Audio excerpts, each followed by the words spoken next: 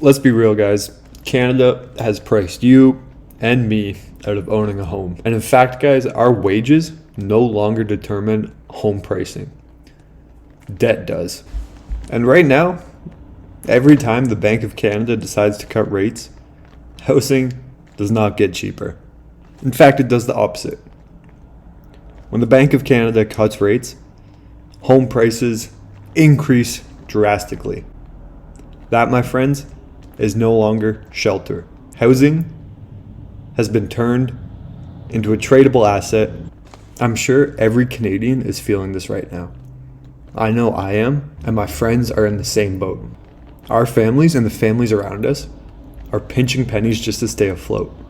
Groceries are getting more expensive, and debt to income across the whole country is upwards of 180%. All while the system keeps telling you everything is fine. Everything is fine. This is normal. Be happy. But it's not normal. We are bearing the weight of Ottawa's unchecked spending and the money that decreases in value year over year. Look at this, guys. Canada now ranks number 2 in the world. In the world for worst housing prices. Guys, I can remember a time when Canada had one of the most thriving middle classes, and it was an absolute honor and a privilege to live here because it meant freedom, it meant stability, and it meant many people could start and prosper as a family. And it really breaks my heart seeing us at the top of this freaking list. And I'm sure most of the Canadians watching feel the same. So in this video, I'm going to break it down to you guys in 3 points. Why housing is no longer priced on wages and in fact is controlled by liquidity and debt. Second off, how are households being trapped in this debt machine? And finally, if you guys stick around, I'll give you guys an alternative, a silent way to opt out of a system that is slowly suffocating you alive. Let's get into it. Let's circle back to this chart for a second. This is home prices over BOC rates. Guys, this chart literally looks like if you just slapped an equity overlaid with rates. That's what it looks like. A liquidity sensitive equity. It is so clear that when rates have been lower in the past 10 years, home prices increase because investors are looking for something of relative finite supply where they can store their cash, store their energy, and hopefully have it preserved over the next 10 years without being devalued. And it only escalated during COVID. When rates just nuked to zero and the system was flooded with new credit and liquidity, home prices just took off like a rocket. Why? Because the people at the top understand that when liquidity is injected, the next domino to fall is currency devaluation. And they need to get rid of their currency as fast as possible. So they put it into housing, they put it into equities,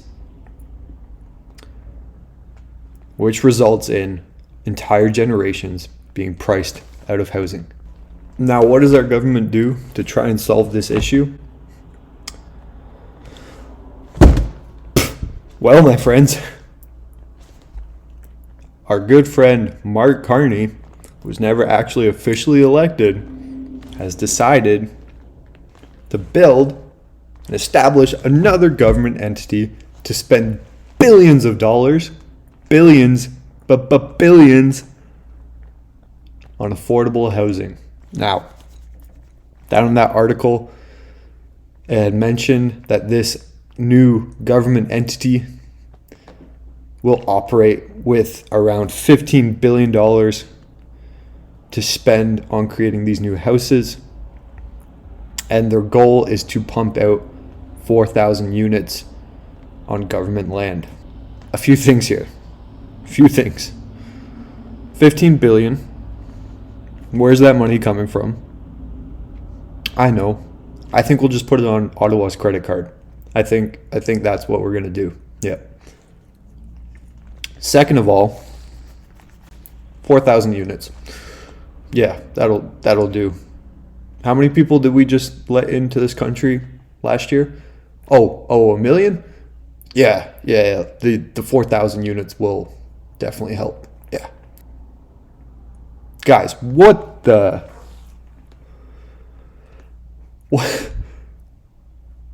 You think 4,000 units is going to settle that? Well, guess what? Who's going to buy these? Who owns them? Right? These are the real questions. What happens when the system is flooded with liquidity again? What happens to those prices? Right? Like, that doesn't fix the underlying issue. This doesn't remove the policy plumbing that was laid in the 1900s. That doesn't fix the issue. Again, it's just Ottawa's way of papering over the cracks that keep widening.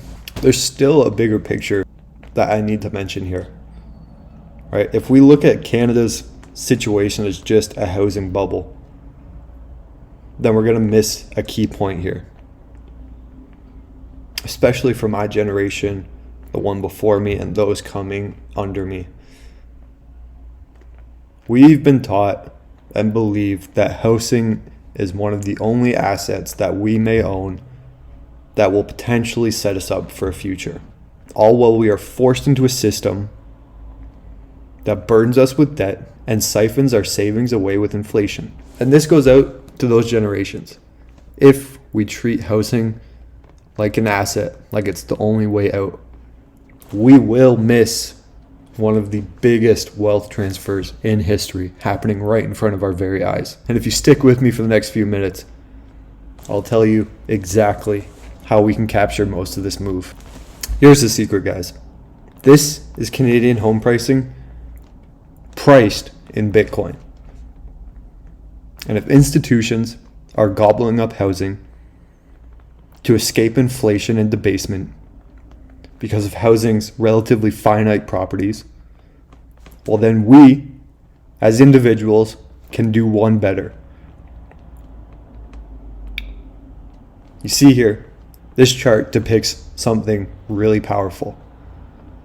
If we price home in fiat with the currency we are forced to use that siphons our energy every day, home pricing will only continue to get more expensive. We thought 600, 700, 800,000 was bad.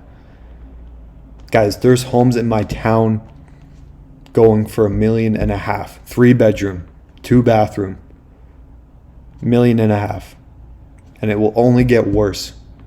But if we choose to purchase the most finite asset in the world, if we choose to purchase some Bitcoin, live our life on a Bitcoin standard, this is what home prices will look like for us.